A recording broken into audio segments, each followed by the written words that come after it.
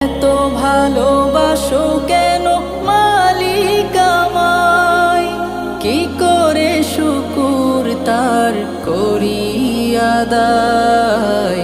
এত ভালোবাসো কেন মালিক আমায়, এত ভালোবাসো কেন মালিক আমায়।